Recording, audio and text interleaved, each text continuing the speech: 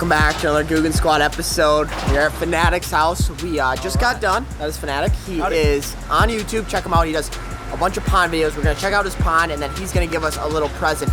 He gave us the Oscar that is in the tank right now, and he's going to give us another present that we're going to bring and add to the tank. But let's go check out his pond, and let's go see what it has to offer. Let's do it.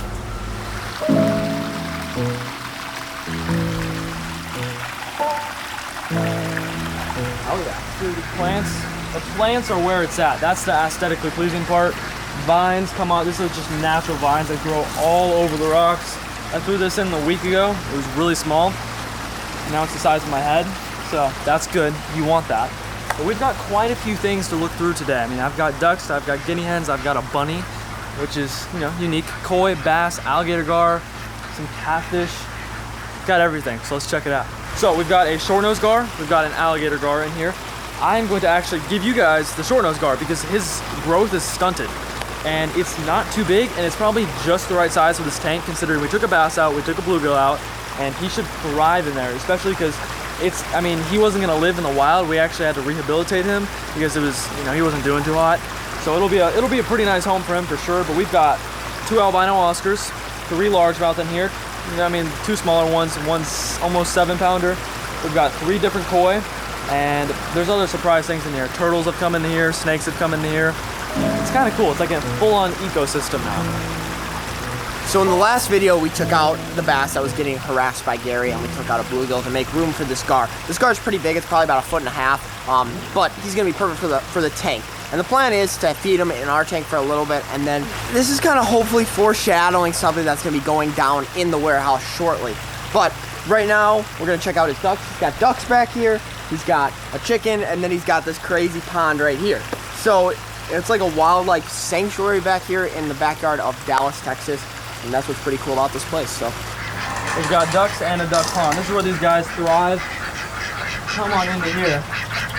We pretty much built a duck pond. This thing is sick. The biggest thing ducks do is they get things really dirty. When they eat, they actually eat and drink water at the same time because their food is really dry. So they need to soften it up to swallow it so they don't choke.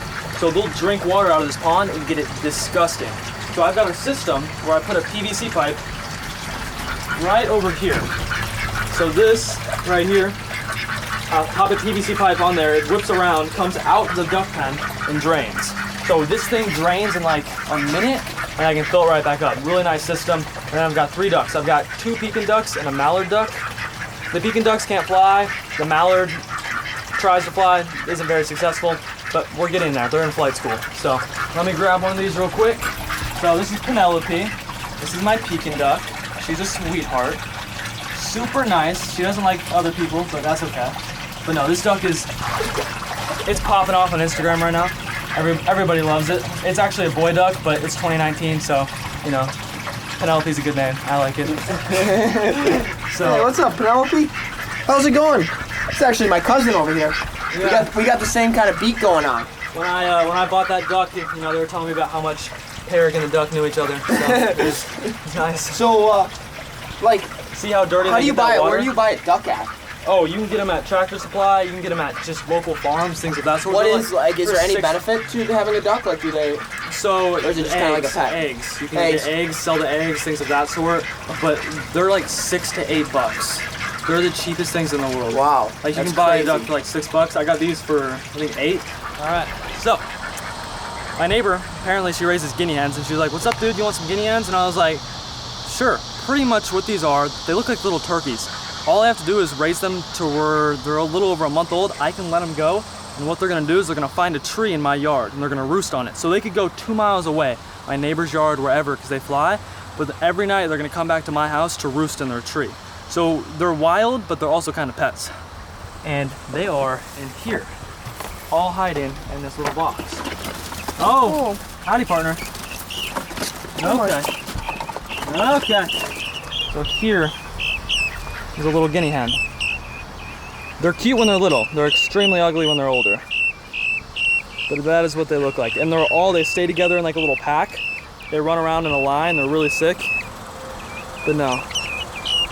They're pretty cool. And I think that might just be all I have outside. And I've got one other little thing I can bring out real quick. It's freaking adorable, man.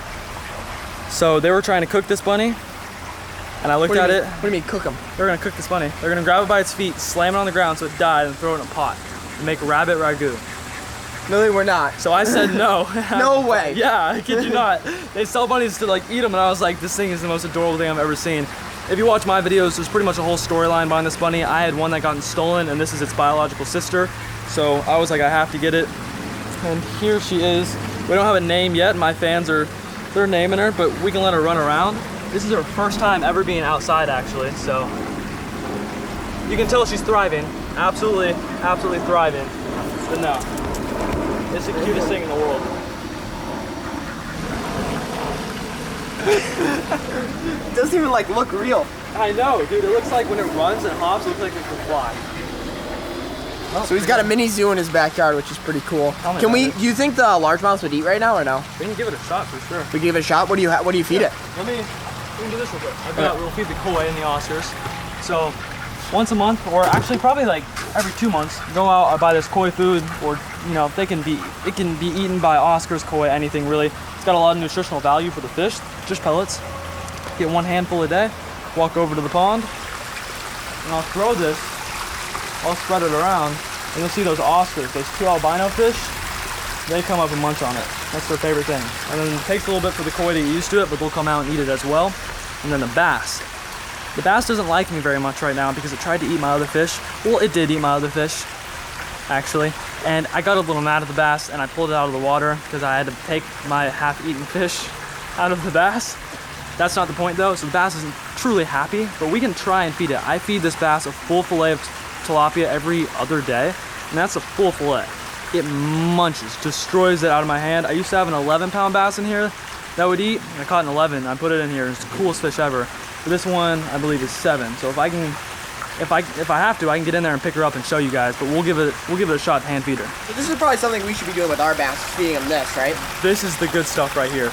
Every time I go to a fish store, a pet store, they're like, "Oh, what do you feed your fish?" I'm like, "I feed them, you know, skinless, boneless fillets of tilapia," and they're like the gourmet stuff. You can go to Walmart and buy a bag of like 15 of these fillets for like $8, and it'll last you over a month.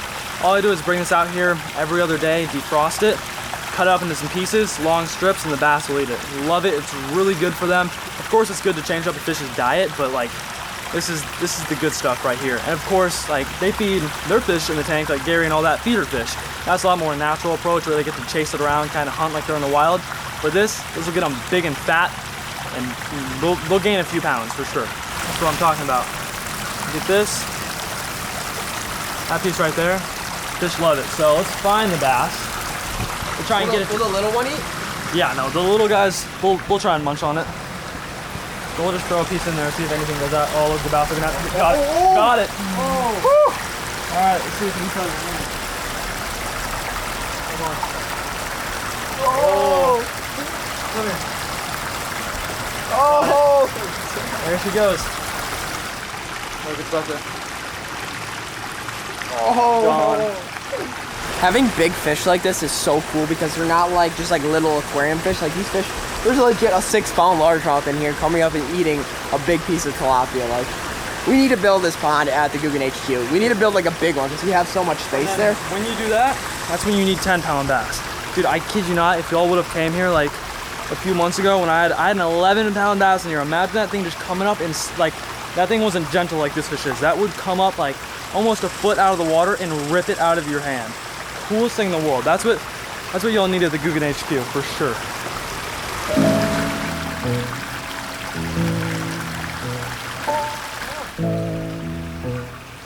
Well, we're grabbing the cooler. We're going to the backyard right now. And do you have a name for this gar, or can we name it? Name it Peggy. Peggy? I like Peggy. Peggy's a good name. Peggy's our gar name too. There we go. You get over here. How big was Peggy when you got her? Same size, she never grows. Got Peggy. Wow, that was easy. Gonna keep her in the water. Okay. Oh. Okay.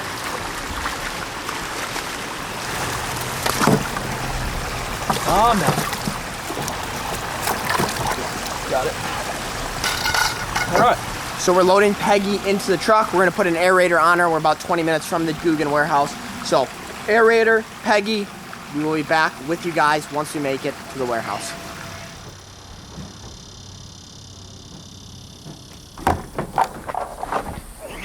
Alex didn't want to help me. We've made it to the warehouse. We are now going to throw. How is Mr. Peggy? Have you looked at her? Peggy is, I have not looked at her yet. Oh, she's belly up. All right. Wow. So what do you think? Let's feel the water. Let's open this thing up. Feel the water difference in temperature, and then we can kind of get an idea. So this water temperature is set to 78. My pond is, I think, sitting at 79. So it's only a degree difference. Oh wow, yeah. So perfect. You don't even. That might be a little bit warmer. Like that's it. And gar are probably one of the hardiest fish that swim. Like they're just super hardy. I guess that's really the only word to describe them. They don't need a lot of oxygen. They can live in literally nothing, and I bet you this fish is gonna be pretty happy in here. So let's put Peggy in, wrap this whole video up, and then probably our next couple videos will be us hopefully trying to feed this fish in the next few weeks. But here we go. Okay, this is gonna have to be quick. Ready? Is that open? Yep, it's open. Right here.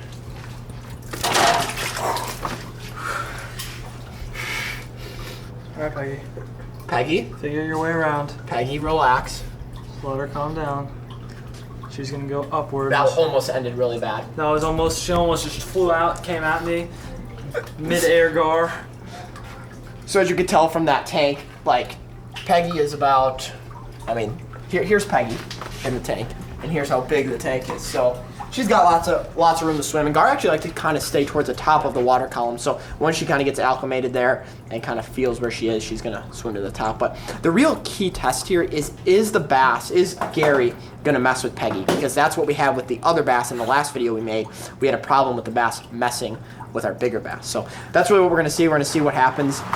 The catfish is very interesting. Check this out. Old catfish is whiskering around like, what just happened? Who is this new thing in my tank? Alright, Peggy doesn't know what glass is. So I'm gonna get Peggy to go to the top so she can kind of figure her way around here. Oh, there we go. Oh. That thing looks badass. Peggy's chilling in the plant. Oh, gulp for air. Gulp for air. Well, thank you guys so much for watching today's episode of the Googan Squad. Make sure to check out Finatic. It will be in the link of our description. And let us know what you guys think of the tank, what you guys think we're doing. We talked about changing the aquascape of the inside of this pond. So that might be next video. Who knows? But thank you again for watching the Googan Squad.